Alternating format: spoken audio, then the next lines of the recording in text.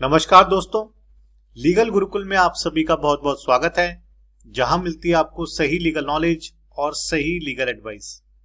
दोस्तों, आज हम बात करेंगे चाइल्ड कस्टडी केस के बारे में, जहां पर यह केस पति पत्नी के बीच में नहीं लड़ा गया, बल्कि पत्नी और सास के बीच में लड़ा गया, यानी कि child custody battle between mother in law and daughter in law. जी हाँ दोस्तों, नॉर्मली चाइल्ड कस्टडी के केस पति पत्नी के बीच में चलते हैं, लेकिन इस केस में पति की अचानक मृत्यु के बाद छोटे बच्चे की कस्टडी, जिसकी उम्र 1 से 2 साल की थी, उसकी कस्टडी किसको मिलेगी, इस पर पत्नी और सास के बीच में कानूनी लड़ाई लड़ी गई। दोस्तों, एक तरफ बच्चे की मां थी जिसने उसे जन्म दिया था, और दूसरी तरफ उसकी दादी थी जिसने बच्चे को तब संभाला जब बेटे की मृत्यु के बाद बहू ससुराल छोड़कर अपने मायके चली गई थी। ऐसी स्थिति में क्या बच्चे का वेलफेयर देखते हुए बच्चे की कस्टडी दादी को दी जा सकती है? दादी के पास अच्छा खासा पैसा था, जमीन थी, लेकिन वो अनपढ़ थी। दूसरी तरफ पत्नी मैट्रिक पास थी, लेकिन पत्नी के पास अपनी आय का कोई भी साधन नहीं था और वो अपने खर्चों तक के लिए अपने पिता पर डिपेंडेंट थी। क्या एक ऐसी माँ जो अपने आप को मेंटेन नहीं कर पा रही है, क्या वो अपने बच्चे का ध्यान रख सकती है? क्या वो बच्चे की हर जरूरत को पूरा कर सकती है? ऐसे में बच्चे की कस्टडी किसको मिलेगी, माँ को या दादी को, यानी कि डॉटर इन लॉ को या मदर इन लॉ को? दोस्तों, चाइल्ड कस्टडी बैटल को लेकर के ये एक बहुत ही इंपॉर्टेंट केस है, बहुत ही इंपॉर्टेंट जजमेंट है। इसलिए मेरी रिक्वेस्ट आपसे यही है कि आप इस वीडियो को, इस केस को अंत तक जरूर देखिएगा। यदि आपने अभी तक चैनल को सब्सक्राइब नहीं किया है तो चैनल को सब्सक्राइब कर लीजिए, साथ ही नोटिफिकेशन बेल आइकन दबा दीजिए।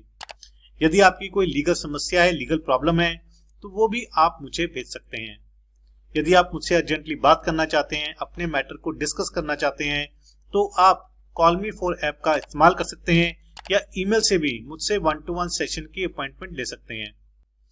दोस्तों, ये केस है हिसार हरियाणा का।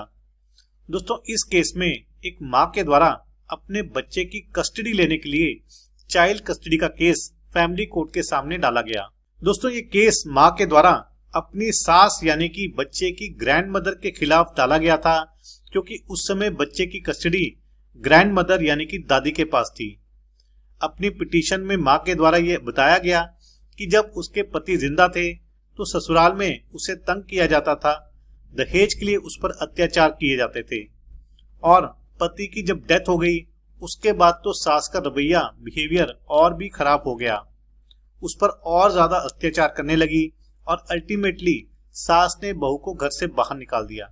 माँ ने यह भी बताया कि जब सास ने उसे घर से बाहर निकाला तो उस समय माइनर बच्चे की उम्र 1 साल थी, और उस समय माँ से जबरदस्ती बच्चे को छीन लिया गया और सास ने अपने पास रख लिया।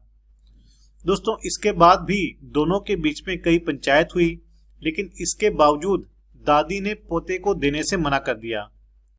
दोस्तों, कुछ टाइम के बाद माँ के द्वारा मौजूदा चाइल्ड कस्टडी पिटीशन फाइल की गई, जिसमें माँ का कहना था कि वो माइनर बच्चे की नेचुरल गार्जियन है और बच्चे की इमोशनल, फिजिकल और हर तरह की जरूरत के लिए बच्चे को माँ की जरूरत है, ना कि दादी की। ऐसे में बच्चे की कस्टडी दादी से लेकर के माँ को दी जानी चाहिए।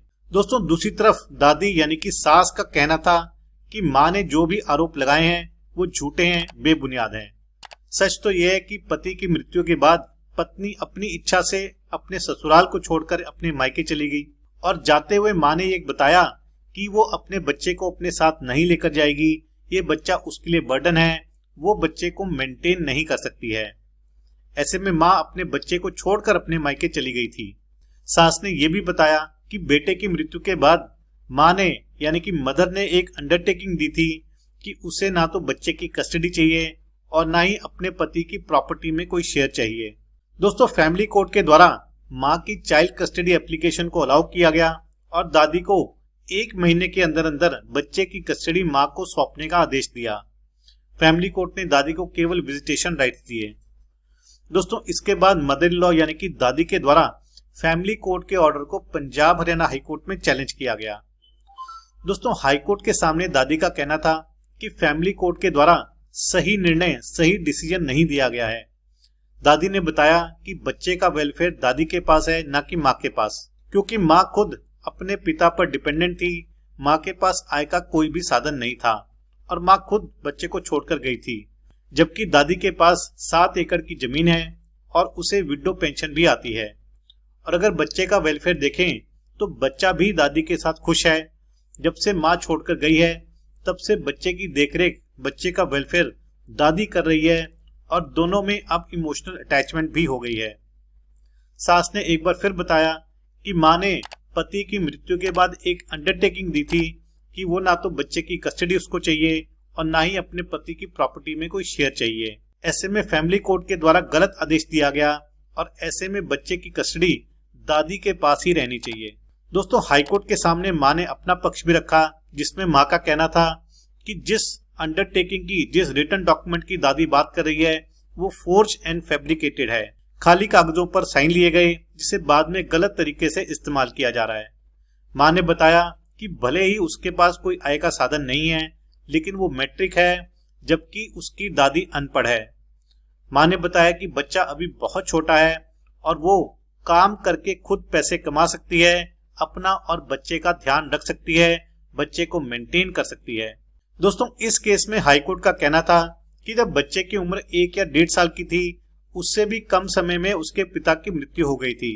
हाईकोर्ट ने ऑब्जर्व किया कि ससुराल छोड़ने के इमीडिएटली बाद ही पत्नी के द्वारा बच्चे की कस्टडी लेने के लिए कस्टडी केस फाइल कर दिया गया था, यानी कि माँ की तरफ से किसी भी तरह का कोई डिले नहीं था।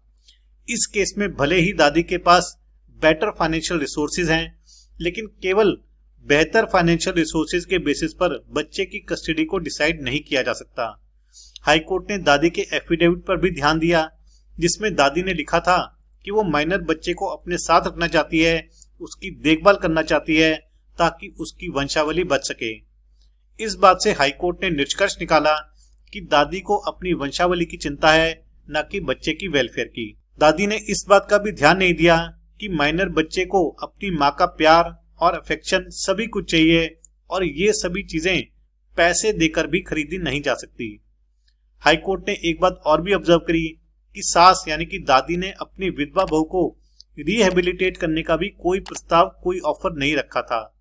अगर ऐसा कुछ होता तो दादी के सामने ही बच्चा बड़ा होता, लेकिन ऐसा कोई भी ऑफर दादी ने नहीं दिया था।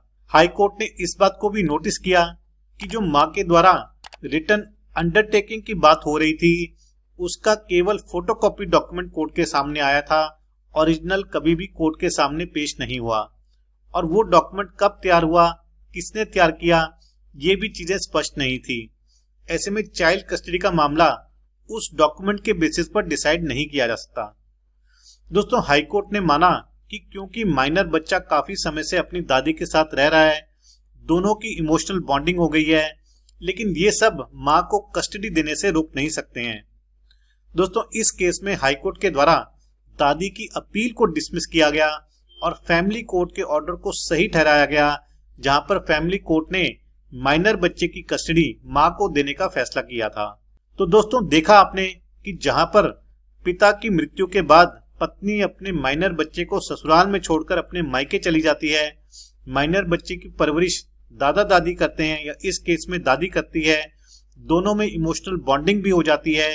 इन सब के बावजूद भी क्योंकि माँ एक नेचुरल गार्जियन है और बच्चे को माँ का प्यार, माँ का इफेक्शन और माँ की देखरेख की जरूरत होती है, तो ऐसे में छोटे बच्चे की कस्टडी माँ को दी जा सकती है। दोस्तों, इस केस इस जजमेंट पर आपके क्या विचार हैं जरूर शेयर कीजिएगा। यदि आपकी कोई लीगल समस्या है, लीगल प्रॉब्लम है, तो वो भी आप मुझे भेज सकते हैं। इस जजमेंट का लिंक मैं आपको डिस्क्रिप्शन में दे दूंगा, वहां जाकर के आप इसको डाउनलोड करके पढ़ सकते हैं, समझ सकते हैं और अपने केस के फैक्ट्स के अनुसार यूज भी कर सकते हैं। तो आशा करता हूं कि आपको वीडियो पसंद आया होगा। यदि वीडियो पसंद आया तो वीडियो को लाइक और शेयर जरूर कीजिएगा। चैनल को सब्सक्राइब करना मत भूलिएगा। अगली बारी मिलेंगे नए वीडियो में नए टॉपिक के साथ। तब तक के लिए धन्यवाद। जय हिंद।